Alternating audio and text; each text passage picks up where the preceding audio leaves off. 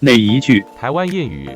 告诫人不可做坏事，否则将来必有报应。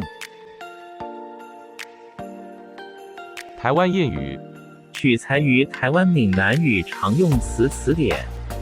欢迎乡亲们转发到自己的聊天组群，协助推广咱们的母语。多谢，感恩。台湾谚语。